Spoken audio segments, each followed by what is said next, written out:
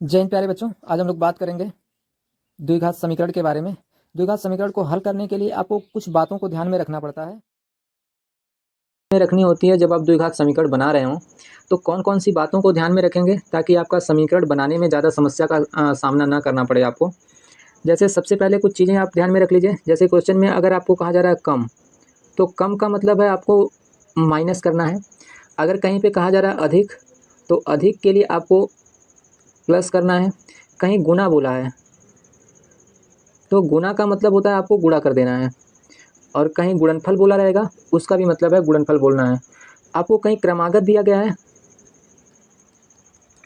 क्रमागत का मतलब है क्रम से आने वाला। जैसे एक के बाद दो आता है, दो के बाद तीन आता है, तीन के बाद चार आता है। तो इस तरीके से क्रम की चीज़ें क्रमागत हो जाती हैं। तो अगर आपको धनात्मक पूर्णांक की बात की जाए, तो अगर किसी एक पूर्णांक की बात करें या प्राकृतिक संख्या की बात करें कि दो प्राकृतिक संख्याएं क्रमागत रूप से हैं, तो अगर एक प्राकृतिक संख्या मान लीजिए 5 होगी, तो उसकी अगली संख्या इसमें एक जोड़ने पर आएगी, यानी कि 6 हो जाएगी। तो इन चीज़ों को आपको थोड़ा सा ध्यान में रखना रहेगा, तब आप लगा पाएंगे सवालों को। तो बहुत ही आसान हो जाएगा आपके लिए, बस इन बातों को याद रखें। दूसरा चीज़ आप ये ध्यान में रखें कि जब सवाल दिया गया होगा तो आपको कम से कम 2 शर्तें दी गई होंगी। उन 2 शर्तों को आपको खोजना है कि हमें क्वेश्चन में कौन-कौन सी। चलिए देखते हैं। क्वेश्चन नंबर 2 का जो पहला क्वेश्चन है, दिया गया है एक आयताकार भूखंड का क्षेत्रफल 528 वर्ग मीटर है। तो सबसे पहले आप एक चित्र बना लेते हैं कि एक हमने आयताकार कोई भूखंड बना दिया। इस आयताकार भूखंड की ये आपकी चौड़ाई हो जाती है और ये लंबाई हो जा रही है।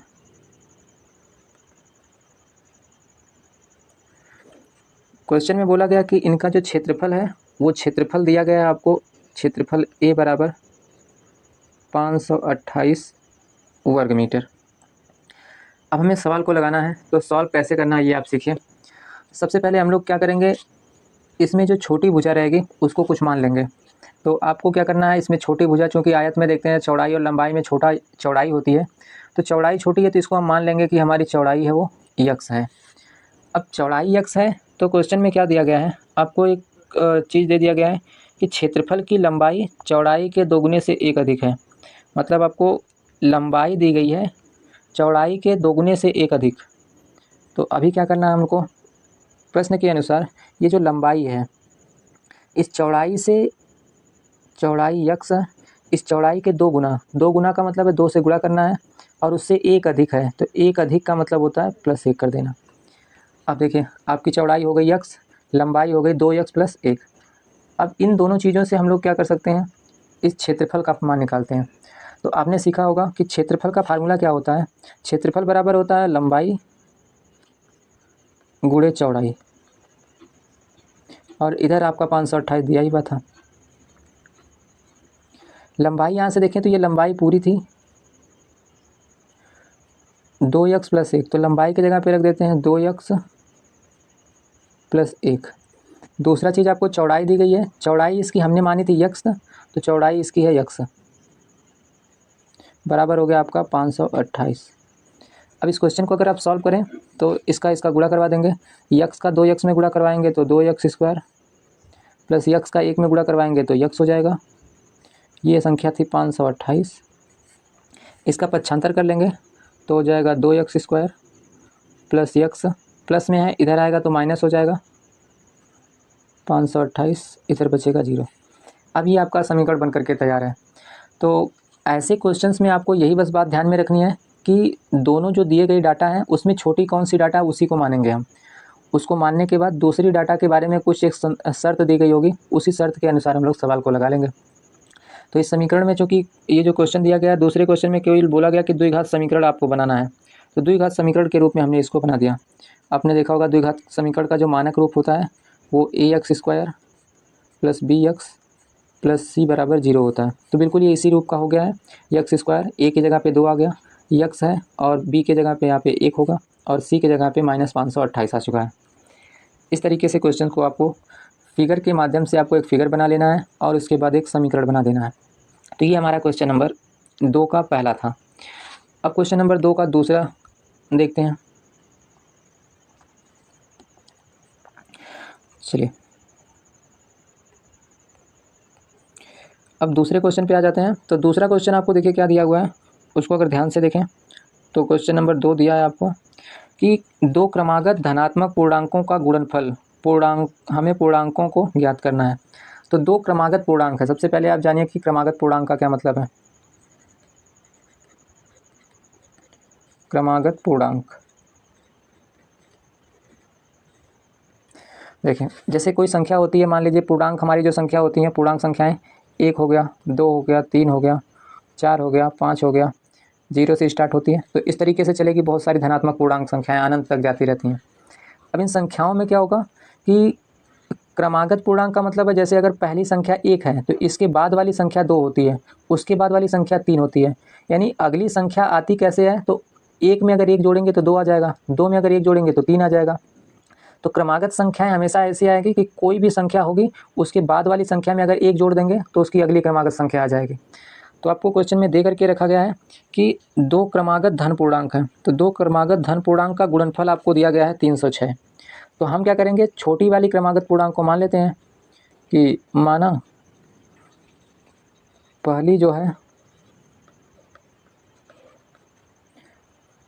पहली क्रमागत पूर्णांक वो यक्स है। तो जब पहली यक्स हो गई तो दूसरी क्या होती है कि उसी में 1 जोड़ने पर आएगी। तो ये यक्स था, दूसरी पूर्णांक जो हो जाएगी आपकी, अतः दूसरी क्रमागत पूर्णांक हो जाएगी यक्स अब प्लस 1। तो आपके पास दो पूर्णांक हो गया, पहली ये हो गई, दूसरी ये हो गई। क्वेश्चन में बोला गया था कि इनका गुणनफल, तो गुणनफल का मतलब है इनका गुणनफल दिया था, गुणनफल आपका दिया गया है 306। अब गुणनफल का मतलब कि दोनों संख्याओं का गुणा कर देना है, तो गुणा कर दीजिए दोनों संख्या का, यक्स हो गया और गुणे ब्रैकेट में यक्स प्लस 1, इसके बराबर में था 306। इसको सॉल्व कर देते हैं, तो सॉल्व करने पर यक्स यक्स का गुणा करेंगे तो यक्स स्क्वायर हो जाएगा, प्लस यक्स का 1 में गुणा करेंगे तो यक्स हो जाएगा। ये जो संख्या प्लस में थी इस साइड लेके आएंगे तो माइनस हो जाएगी। बस ये आपका द्विघात समीकरण बन करके तैयार है। तो इस तरीके से आपको क्वेश्चंस को सॉल्व करना है। केवल पहली एक्सरसाइज में आपको समीकरण बनाना सीखना है, तो इन समीकरणों को बना दिया जा रहा है। चलिए अब क्वेश्चन नंबर 2 का जो तीसरा है आपको पार्ट, उसे देखना है। तीसरे पार्ट में आपको दिया गया है कि रोहन है और उसकी माँ है, उनकी उम्र दी गई है। तो भाई एक रोहन है और उसकी माँ है, दो लोग दिए गए हैं, तो जाहिर सी बात है रोहन की उम्र कम होगी और उसकी माँ की उम्र कुछ ज़्यादा होगी। तो क्वेश्चन में आपको कैसे सॉल्व करना है कि जिसकी संख्या कम दी गई हो उसे को हम लोग मान लेंगे और बड़ी वाली की संख्या को हम लोग उसकी शर्त के अनुसार निकालेंगे। तो क्वेश्चन में आपसे ये बोला गया था कि रोहन की माँ की उम्र 26 वर्ष बड़ी है। तो जो रोहन की माँ है उनकी उम्र 26 वर्ष बड़ी है। इसका मतलब है कि हमको क्या करना है, सबसे पहले मान लेना है कि रोहन की उम्र जो है वो यक्स वर्ष है। जब रोहन की उम्र यक्स वर्ष हो गई तो इनकी माँ क्या थी कि उनसे 26 वर्ष बड़ी थी। तो बड़ी कब होंगी भाई, जब उसमें जोड़ेंगे कुछ, तो माँ की उम्र हो जाएगी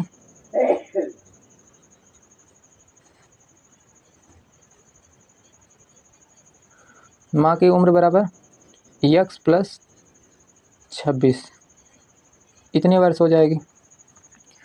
तो ये चीज़ें आपको ध्यान में रख लेनी है कि माँ की उम्र इस तरीके से निकल जा रही थी। अभी दूसरी बात आपको क्या दिया गया इसमें, उनकी आयु का गुणनफल अब से 3 वर्ष बाद, उनकी जो आयु है, आयु का गुणनफल अब से 3 वर्ष बाद 360 हो जाएगा। तो आयु का उनके गुणनफल कर देना हमको है। तो इन्हीं दोनों की आयु का गुणनफल दिया गया है 3 वर्ष बाद, हो जाएगा 360। तो देखिए गुणनफल तो करना है उनकी उम्र का, लेकिन 3 वर्ष बाद, तो जब ये इस समय अगर यक्स साल का है तो आज से 3 साल बाद हो जाएगा यक्स प्लस 3 साल का। जैसे मान लीजिए कि आप इस समय 10 साल के हैं तो आज से 3 साल बाद 13 साल के हो जाएंगे। तो वैसे ही रोहन की जो उम्र इस समय यक्स वर्ष है तो वो हो जाएगी यक्स प्लस 3। तो कर देना है यक्स प्लस 3 और गुणे, दूसरा उसकी माँ की उम्र इस समय यक्स प्लस 26 वर्ष थी, तो अब से 3 साल बाद 26 और 3 29 हो जाएगा। तो इनकी उम्र हो जाएगी यक्स प्लस 29 और इन तीनों का गुणनफल जो दिया गया आपको है 360 दिया गया है। अब इनका गुणा करवा देते हैं। तो गुणा करवाएंगे तो क्या होगा, यक्स का यक्स में गुणा हो जाएगा तो यक्स स्क्वायर प्लस इस यक्स का 29 में गुणा होगा तो 29 यक्स प्लस 3 का गुणा यक्स में करवाएंगे तो हो जाएगा 3 यक्स और उसके बाद 3 का गुणा 29 में करवा देंगे तो 3 और 27 और 3 दूना 6 और हासिल 2 था तो 8 बराबर 360। अब इसको साइड चेंज करके लाते हैं, इनको जोड़ दे रहे हैं। यक्स स्क्वायर इसको जोड़ेंगे तो ये हो जाएगा प्लस 32 यक्स, इसको इस साइड में लेके आ रहे हैं तो ये 87 माइनस 360। इसको सॉल्व कर लीजिए, x square plus 32 x plus इसको घटा देते हैं तो घटाएंगे तो आपका हो जाएगा 10 में से 7 घटेगा तो 3 और यहाँ बचेगा 5, 5 में से 8 घटेगा नहीं तो हासिल ले लेंगे 15 हो जाएगा, 15 में से 8 घटेगा तो 7 हो जाएगा और यहाँ से 2 बचा था तो 273। ये आपका द्विघात समीकरण बन चुका है। इस तरीके से आपको क्वेश्चंस को सॉल्व करना है कि बहुत ही आसानी से, बस जो संख्या छोटी रहती है उस संख्या को मान लिया जाता है। तो इसमें रोहन की उम्र चूंकि कम रही होगी तो उसको हमने मान लिया x वर्ष। रोहन की माँ की उम्र बोला गया था, क्वेश्चन में कंडीशन दी गई थी कि उनकी उम्र 26 साल बड़ी है, तो पहले रोहन x है तो उनकी उम्र 26 साल बड़ी है, इसका मतलब प्लस कर देंगे उसी में 26 साल। और दूसरी कंडीशन दी गई थी कि उनकी उम्र का गुणनफल 3 साल बाद 360 हो जाएगा। तो हमको गुणनफल तो करना था लेकिन उनकी उम्र के 3 साल बाद से, तो अभी इस समय x वर्ष थी तो 3 साल बाद x प्लस 3 हो जाएगी और उनकी माँ की उम्र जो थी वो अब से 3 साल बाद 26 प्लस 3 मतलब कि x प्लस 29 वर्ष हो जाएगी और दोनों का गुणनफल करेंगे तो 360 आ जाएगा। ये पूरा आपका सल्यूशन था। ये हमने द्विघात समीकरण बना लिया है 10 क्वेश्चंस में। चूँकि आपको केवल अभी द्विघात समीकरण बनाना सीखना है तो इस समीकरण को हल करना बाद में सिखा दिया जाएगा। अब अगला क्वेश्चन देखते हैं। क्वेश्चन नंबर जो आपका दूसरे का तीसरा है। देखिए क्वेश्चन नंबर 2 का जो चौथा वाला क्वेश्चन दिया गया है उसमें है कि एक रेलगाड़ी 480 किलोमीटर की दूरी समान चाल से तय करती है। तो मान लीजिए रेलगाड़ी है और वो यहाँ से लेकर के यहाँ तक जाती है। ये कोई पॉइंट रहा होगा ए से लेकर के बी तक जाती है, यहाँ से यहाँ तक वो जा रही है रेलगाड़ी।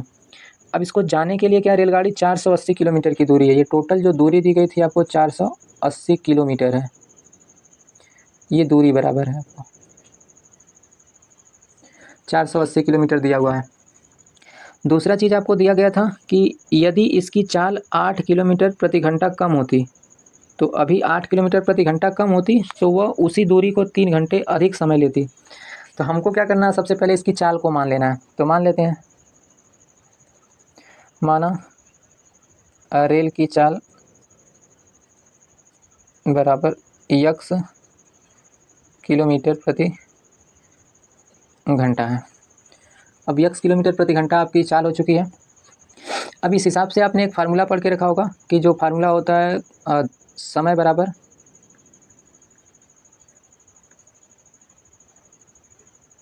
दूरी बटे चाल, यहाँ से ये फार्मूला याद रखना है। अब देखिए चूँकि इस रेलगाड़ी को की जो चाल थी वो x थी और दूरी उसकी 480 किलोमीटर है, तो समय कितना लगेगा, समय बराबर हो जाएगा दूरी जो थी वो 480 और बटे इसकी जो चाल हमने मान लिया वो x मान ली है। इसको हम लोग समीकरण 1 मान लेते हैं थोड़ी देर के लिए। अब आपसे दूसरा जो क्वेश्चन पूछा गया है, दूसरा क्वेश्चन ये पूछा गया, दूसरी जो कंडीशन दी गई है उसमें कहा गया कि यदि इसकी चाल 8 किलोमीटर प्रति घंटा कम होती, तो चाल को यदि कम कर दिया जाए, यदि चाल 8 किलोमीटर प्रति घंटा कम हो,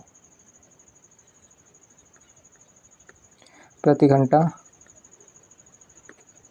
कम हो, तो कम होगी तो क्या था भाई, पहले हमारी चाल थी x, अब चाल हो जाएगी उसी में कम, तो चाल बराबर या इसकी नई चाल x माइनस 8, कम करना था तो कम का मतलब माइनस कर दिया हमने, इतना किलोमीटर प्रति घंटा हो जाएगी। अब आप देखिए फिर से इसी फार्मूले को चाल वाले समय वाले फार्मूले पे रखिए। तो ये जो समय था, समय बराबर होता है दूरी बटे चाल, तो दूरी तो 480 ही थी, बटे चाल, लेकिन चाल आपकी घट गई है तो चाल घट करके हो गई x माइनस 8। तो समय बराबर हो गया 480/8। लेकिन क्वेश्चन में बोला है कि तो उसे उसी दूरी को चलने में 3 घंटा अधिक लगता है। जब 3 घंटा अधिक लगता है मतलब ये समय इस समय से 3 घंटा अधिक है, तो हमको क्या कर देना है, इसी में 3 घंटा जोड़ देना है। इन दोनों को इक्वेट करेंगे जब आप,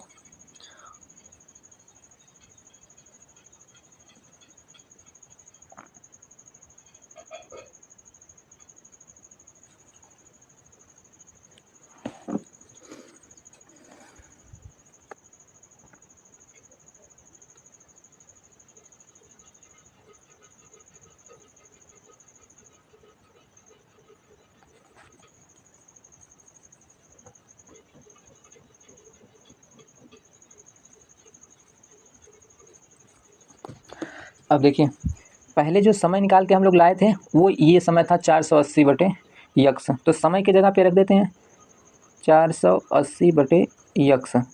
लेकिन ये जो समय है, अभी जो समय लगा है उस समय से 3 घंटे अधिक है। तो जब 3 घंटे अधिक लग रहा है तो इसमें क्या कर देना है, +3 कर देना है। और ये बराबर यहाँ पे 480/x माइनस 8 हो जाएगा। अब इस क्वेश्चन को सॉल्व करना है आपको। तो सॉल्व कर कर इसका द्विघात समीकरण हम लोग बना लेते हैं। इसको सॉल्व करेंगे तो इनका मल्टीप्लाई हो जाएगा 480 + 3x/x बराबर ये 480/x माइनस 8।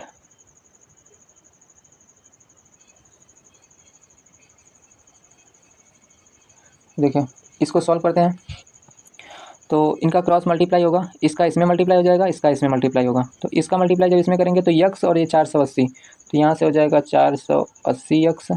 फिर x का इसमें मल्टीप्लाई करेंगे तो ये हो जाएगा +3x²। फिर अब 8 का भी मल्टीप्लाई करना है इसमें, तो 8 का इसमें मल्टीप्लाई कर दीजिए, हो जाएगा ये -8 0 0 8 64 के 4, 8 चौक को 32 और इसके हासिल थे 6, तो 38 हो जाएगा। 8 का गुणा 3 में कर देंगे तो -24x आ जा रहा है। अब इस वाली संख्या का इधर गुणा करना है तो बराबर में आएगा आपका 480x। अब देखें ये, चलिए तो ये 480 और 480x आपस में कट जाएंगे। इसके बाद जो बचा हुआ है 3x² माइनस 3800 माइनस, पहले x को लिख लेते हैं तो 24x हो जाएगा। उसके बाद जो अचर पद बचा हुआ है -3840 बराबर 0। अब इस बचे हुए समीकरण को अगर हम ध्यान से देखें तो इन सब में 3 से भाग दी जा सकती है। अगर इस पूरे समीकरण को 3 से भाग दे दी जाए तो बचेगा क्या, x² माइनस 24 को 3 से भाग देंगे तो बचेगा 8x माइनस 3840 को 3 से जब भाग देंगे तो आ जाएगा आपका 1280 बराबर में 0 आ जाएगा। ये जो समीकरण हुआ आपका एक द्विघात समीकरण हो गया है जो ax² + bx + c के रूप का है। अतः हमारा जो समीकरण हमें जो बनाने के लिए दिया गया था वो समीकरण हो जाएगा x² माइनस 8x माइनस 1280 बराबर 0। तो आज के लिए बस इतना ही, मिलेंगे अगली वीडियो में। तब तक अपना ख्याल रखिए, स्वस्थ रहिए। जय हिंद।